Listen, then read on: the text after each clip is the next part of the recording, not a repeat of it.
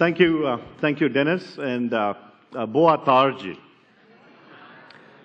Sao Paulo in Brazil is such a good place. This is my first time in South America, and the people here are so great.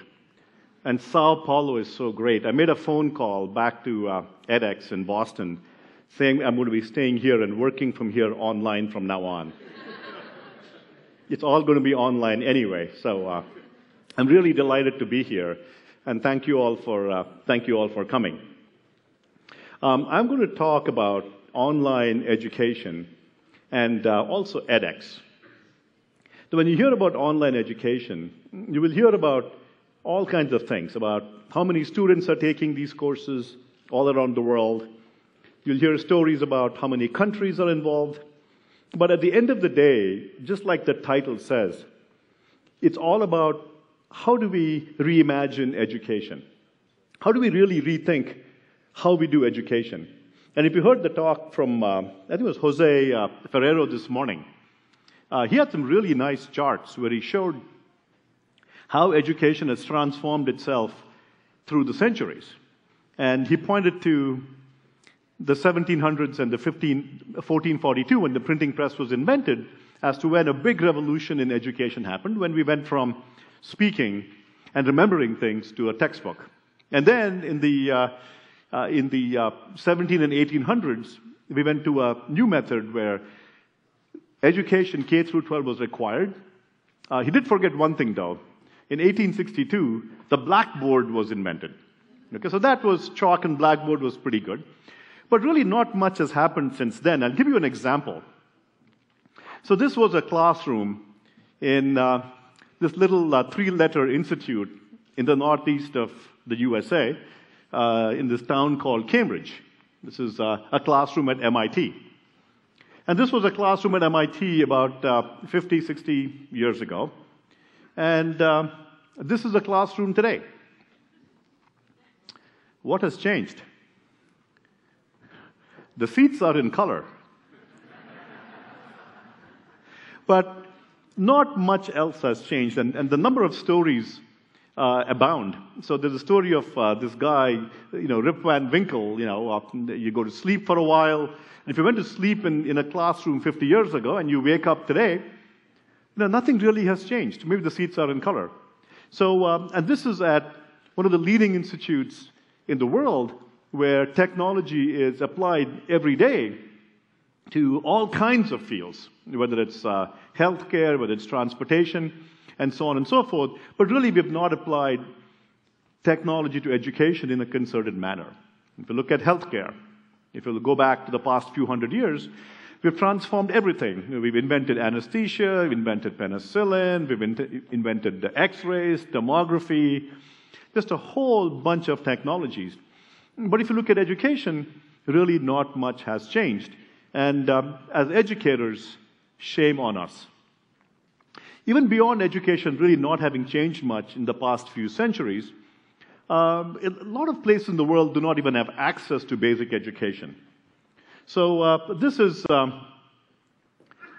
classroom, believe it or not. This is not a soccer game. This is a classroom at Obafemi University in Nigeria. So here, notice that the professor is teaching down here, and all the students are watching the class from all around. Now, we all have heard of distance education, but these people here are having long-distance education. So those of the people that argue that online education will not connect professors to students, they haven't seen this. Okay, my students are already far removed from the professor, and we can do a whole lot better than what we have out here. So edX was formed about a year ago. It's a non-profit venture. It was created by MIT and Harvard, where they invested $60 million into this effort to really transform education. There's four major components to edX. Its vision was to transform education, to provide increased access to education for students all over the world. At the same time, a big part of our mission at edX is to reimagine how education happens in our own campuses. So we want to change education on our campus, and we also want to increase access to education. As I was walking outside, I'll show you how many students we have from Brazil. We have close to over 30,000 students from Brazil, and I was walking outside. Two people came up to me and said, I've taken edX courses. So a big part of our mission is it's a nonprofit mission. We believe that education is a basic human right. And the decisions we make as an enterprise should really be based on principles. Now, we will be self-sustaining. So we will get lots of revenue. But that said, we want to make very principled decisions about how we do things. So we are based on an open source platform. So as we build our platform, we've announced 2 days ago, we announced that, no, it was yesterday. I'm losing track of time. So yesterday we announced that edX will open source its platform completely on June 1st. This means that anybody in the world can take all our software and see what it's like and use it themselves. It's also a portal, a destination. So if you haven't checked it out, I encourage you to go to edX.org and see what these courses are like. You will find free courses from some of the best universities in the world. We do a lot of research. In the morning talk by Jose from Ferrero from Newton, he talked about data and how we're gathering just volumes and volumes of data. And I'll show you some of our own results at edX. We are gathering just huge amounts of data as we have hundreds of thousands of students all over the world taking our courses. We are gathering data on how they learn. We are capturing every single event that these students make, and we're capturing all of the data. And I'll show you some very interesting results. I like to think of edX as the particle accelerator of learning. I believe that as universities do research, we are going to discover the Higgs boson equivalent of learning. Okay, we haven't even seen the beginning of the kind of things we can discover. And with edX, we're a nonprofit, so we are going to make all the data that we're gathering. We're not going to keep it proprietary to edX. Just like our courses are free, our platform will be freely available to anybody in the world, and our data, we are also going to make available all our data in anonymized form to all our partner institutions, so all the institutions can together do research on this data, and a number of papers are already being published. So this is what it means to be a nonprofit, where we make these decisions, where we're providing access to all of this data so our partner institutions can together collaborate and do research on how students learn, so that our hope is that we will improve education for everybody in the world. So one of the big aspects of online learning is scalability. Okay, we heard a lot today about some spectacular talks this morning about the schools in San Diego, the schools in California, how incredibly creative instructors and educators are changing and transforming students' lives. The one new twist that edX adds is scale. We add a few zeros. Now, each zero may not count for much, but when you string them together, the numbers are huge. So as an example, we launched our first course in January of last year. I had no marketing budget. We just announced that publicly announced that with zero marketing dollars. And in the first 10 hours, we had 10,000 students from around the world register for our first course on circuits and electronics. And this course, and we were marketing, we didn't lie. We said that this course was going to be MIT hard. This course was going to require differential equations as prerequisites, complex analysis as prerequisites, and advanced calculus-based physics as prerequisites. And still, we had 10,000 students sign up in the first few hours. Before we knew it, 155,000 students from all over the world, from 162 countries, had signed up to take this course. And this was a hard course. So over time, you notice some other statistics. Of these 155,000 students, about 26,000 students were serious. We call them active learners, because they went and actually attempted a problem or attempted an exercise. There were many students that just take the courses to educate themselves, and they don't really care about a certificate or grades. And so about 26,000 people really clicked on an exercise, and by the time the course was done, and as I said, this was a hard course, 7,200 students passed the course. And you had to get 60 percentage points to pass the course, and this was a hard MIT level course, and they all earned a certificate from MIT X. So if you take a course from MIT and you pass the course, you get an X branded certificate. Okay, so edX uses the X brand. It's an MIT X certificate. You take a course from Harvard, you get a Harvard X credential for that course. Now, 7,200 is a big number, okay? And so is 155,000. So at 7,200, if I were to teach this course at MIT, each time I teach it every semester, about 100 to 150 students take that course. So I would have to teach at MIT for 35 years before I would have this many students. Now, 155,000 is also a big number. This number is bigger than the total number of alumni of MIT in its 150-year history.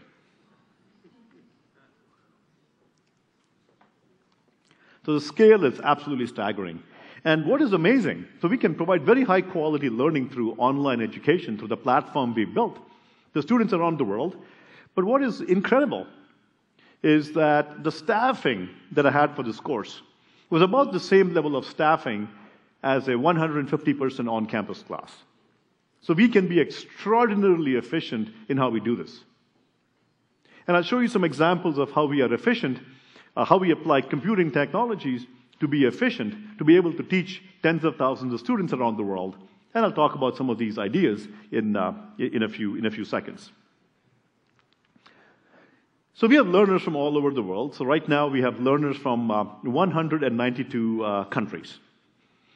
So our largest population is from the US, about 28%. India is number 2, with about 13% of the students. UK and Brazil are tied for 4%. So by the time I get back to Boston, Brazil had better overtake Britain and become number 3. Okay, so I challenge you all to get Brazil to be number 3, to be edX's number 3 country. Okay, if you work hard enough, it could be number 2, but India is at 13. India has a bit of an advantage. They have, 1 billion people and counting. So you have a lot of work to do, but at least we can beat, we can get from 4% to higher, and I'd love to see Brazil as a number three country. So these students come from all over the world, and we have all kinds of data on the students. So as an example, people ask me, so who are these students? Well, I'll give you some numbers. So roughly 5% of our students are high school students. They're below the age of 18. Some of our younger students are 12 and 13-year-olds. And shockingly, they're taking these hard classes and really enjoying themselves. About 45% of our students, you may think of them as college-going, 18 to 25. And then about 50% of our students, you may think of them as continuing learners who are 25 and older. So we really have a mix of college-going, high schoolers, and also continuing learners. We also had, in our very first course, we had a 81-year-old who was taking our courses. And some of the stories are just absolutely extraordinary. We had a ski instructor from Colorado. She had 4 children, and by day, she's a ski instructor on the slopes of Boulder, Colorado. She teaches skiing. She has 4 kids, and by night, she uses edX courses, goes to a library, and homeschools her 4 children. We have another story of this young kid from Mongolia, of all places. So this student, his name is Batushig. Okay, he was 15 years old when he took this MIT hard class. It's a third-year MIT class in circuits and electronics involving, believe it or not, differential equations. I still haven't gotten differential equations yet. But anyway, so it's much easier to teach than to take my exams, I'm telling you. So these students, so Batushig was a 15-year-old. He took this course, and this guy's a genius. I mean, he got a perfect 100% in this entire course. The 15-year-old in Mongolia. So we are discovering geniuses around the world. So he applied, so a 15-year-old, he applied to MIT and Berkeley. And he got admission into both places. So both places are now fighting to get Patushik. So lots of very, very interesting stories of children all over the world. Oh, another story, Arthur from Brazil. So Arthur, I won't mention his last name. He was a 18-year-old. He finished high school and he went to electronics technical school. And he was at a company and so on. And he took this course. And he said this is really helping him in his job and his career. He's from Brazil. So again, we have 30,000 students from Brazil. And as I said, our total number of students right now is about 850,000 students from 192 countries around the world. So far I've talked about scalability and access and so on. I want to spend some time talking about how are we changing on-campus education. So one of the things we're doing is we can take these courses and we can offer them on a campus. So here's an example where we offered an edX course at San Jose State University in Silicon Valley in California. So they had their students take an edX course on their campus. This was an MIT course on circuits, but offered on their campus. So you all heard of MOOCs, massive open online courses? Think of this as a SPOC, SPOC, small private online course. We can take this big MOOC course and offer it privately at a university. We could offer it at one of your universities here. So you can get a course. If, let's say, you don't have a course in a particular subject, we can get a course and offer it on your campus, and your students can have access to this course, much like a textbook. So the results were pretty amazing. When traditionally this course had a failure rate at San Jose State of 41%. 41 out of 100 students would traditionally fail the course in previous semesters. With the edX course, only 9% of the students failed that course.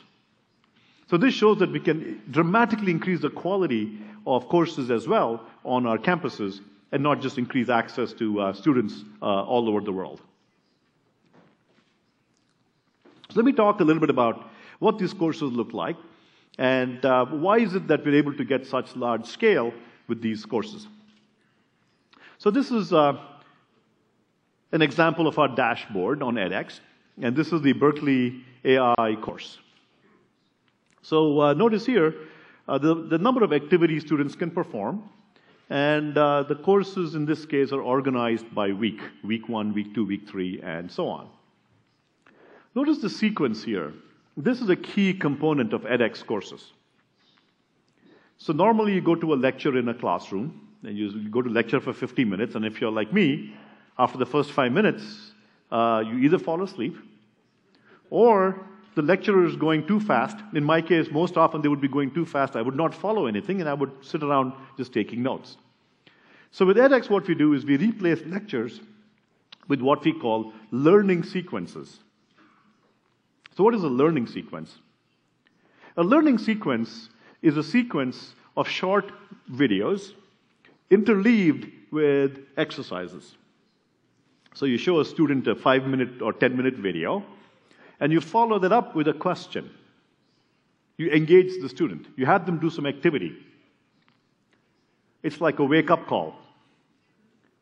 Okay, so if you're about to fall asleep, you wake up and say, hey, here's a question. Let's get you to engage with the material. And so these learning sequences really engage students. And some of the best teachers in universities and high schools and schools around the country are able to do that, where they constantly ask questions and engage with the students. This is called the Socratic method of teaching.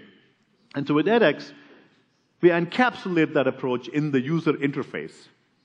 Okay, in the graphical user interface, using the sequence called a learning sequence with videos and interactive exercises.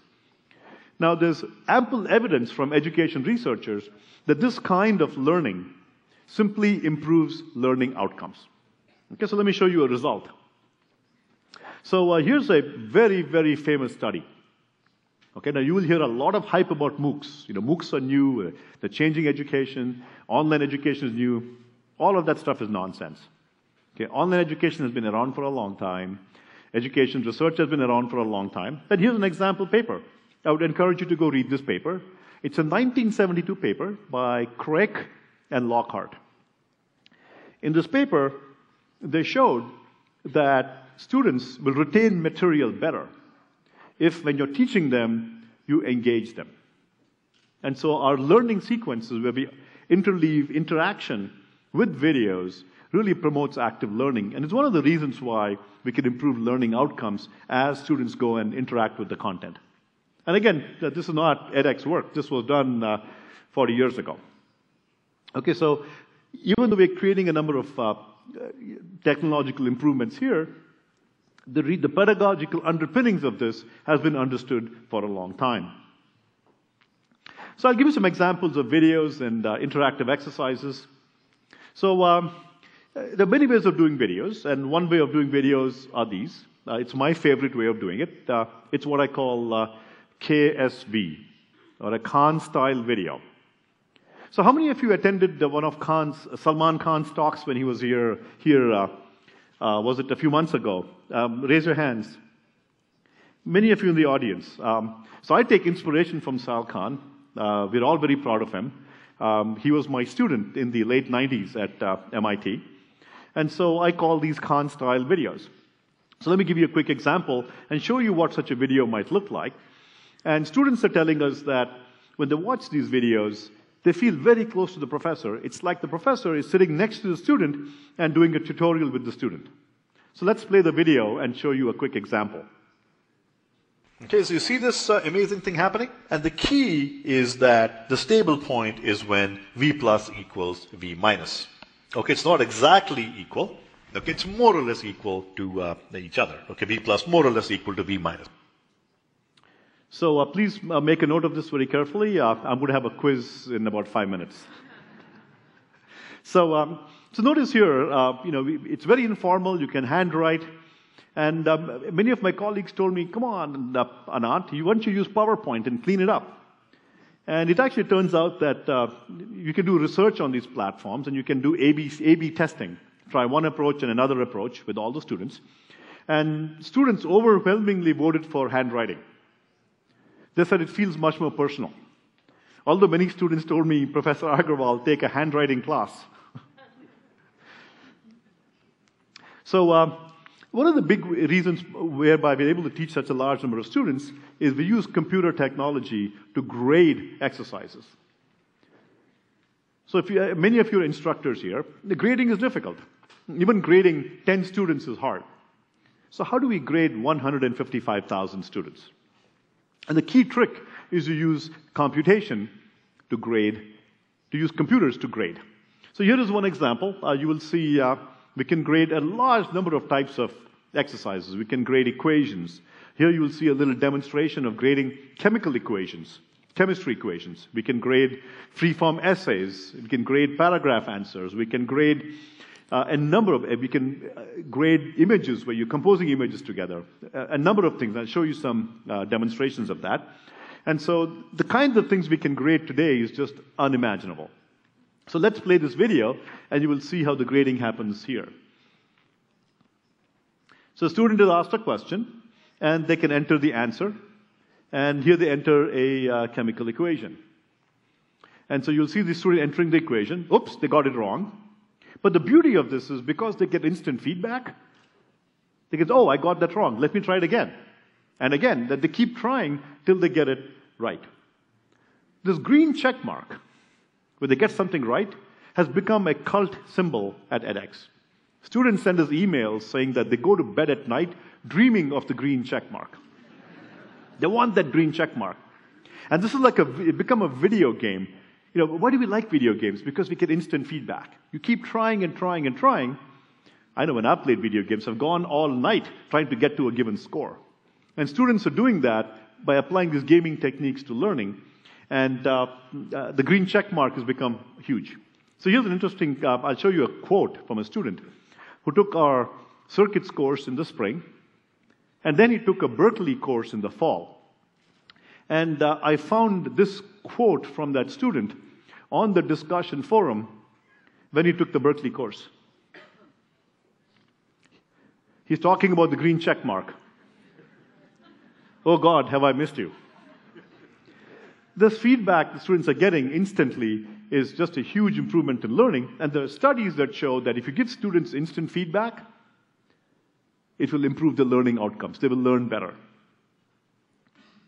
We're also able to grade a number of other types of content. We can grade essays. So you can write a whole story or an essay. We can automatically grade that as well.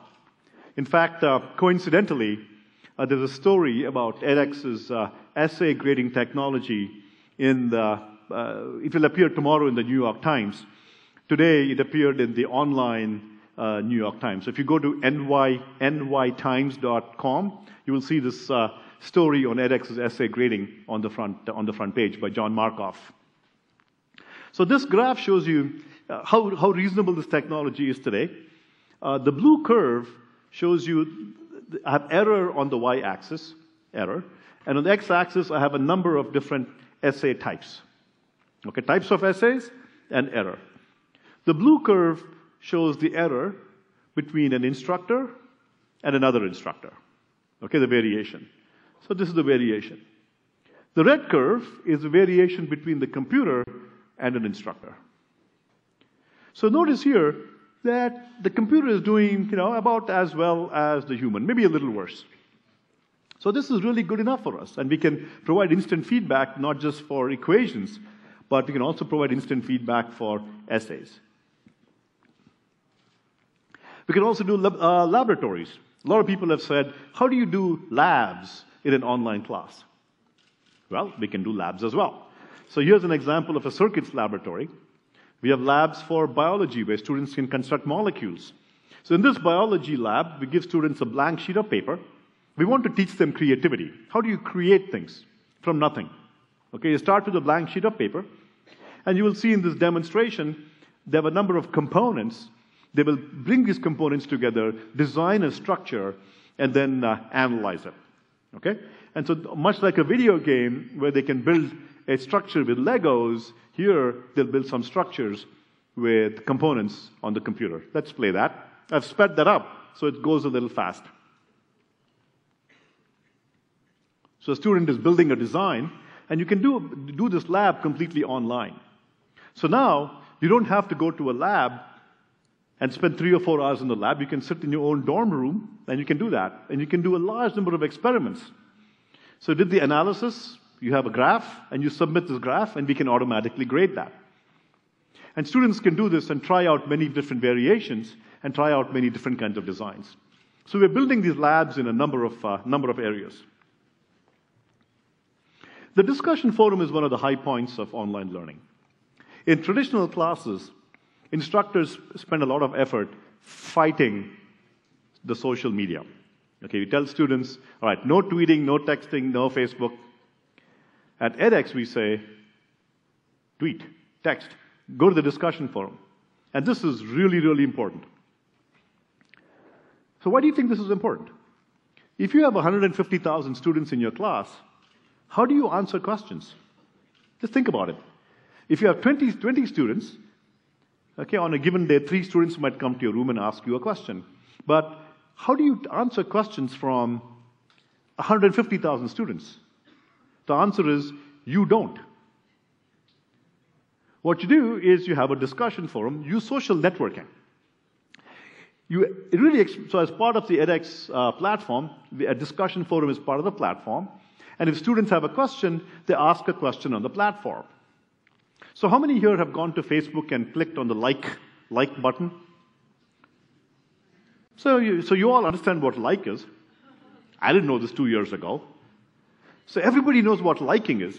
So on the edX platform, this is a like button. So if I see a question, I say, oh yeah, I have the same question. I can go and click like.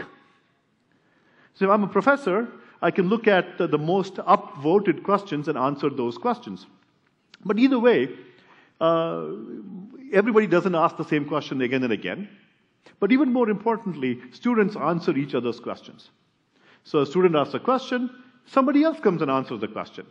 And so students are answering each other's questions, And so this is the reason why we can scale to very large numbers of students. This morning we heard about research, how we can gather large amounts of data. And in the early part of this talk, I talked about edX being, the online learning being the particle accelerator of education. I just want to show you some results. For many of you educators, have you ever thought, what resources are students using when they do homeworks? What resources are they doing when they do homeworks? What resources are they using when they do the midterm exam or the final exam? What are they using?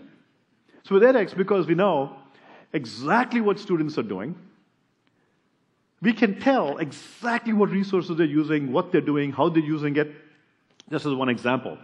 So in this figure, the circle indicates the amount of time spent on a given activity. Okay? So let's take a look.